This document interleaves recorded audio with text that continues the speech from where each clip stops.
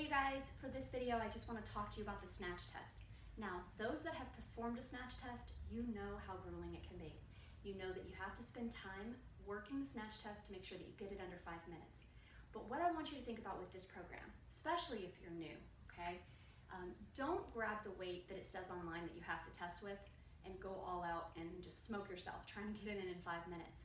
What you want to do is show up to the event and not be dreading the Snatch test and stressing over it. So by doing it every week, you're going to slowly nick away at the time. So how I train most of my students to do the Snatch test is we do a test day with a weight that they're comfortable snatching. So it may not be your test weight for the certification, but let's just say, for example, I'm starting back post-surgery and I need to get my Snatch test again. So maybe I'm gonna start with an 18. So I'm gonna test my baseline with a lighter weight.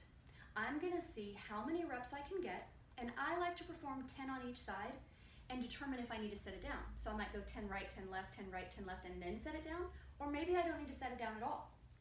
But the key is that I get a good solid lockout so that I get no reps that are considered no counts, and I just want to see how long it takes me with that weight. If I get it under 5 minutes, well then that's not the weight that I need to train with right now because I've already done that weight. I can up the weight. But now what I'm gonna do, let's say I'm moving on to the 12 kilo. I'm still gonna do 10 by 10.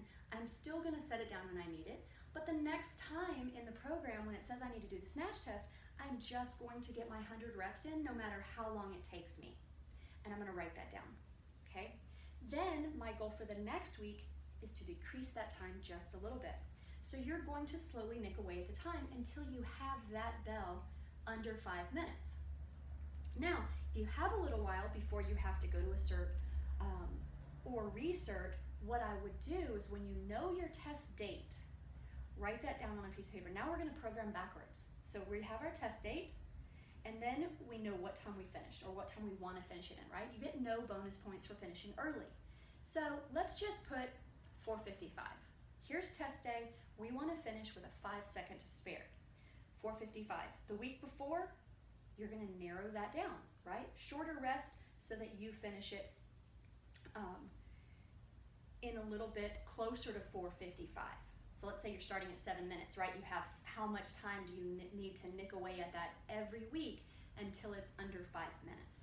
That's the best way that I found so that people feel comfortable. They're doing it every week. It doesn't feel like a test any longer, and they're not dreading it or smoking themselves and possibly using bad technique and getting no counts because they've done it every single week. So I just want you to think of it, it's a finisher.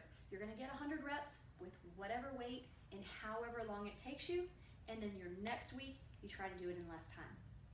So hopefully that helps, takes away a little bit of the stress.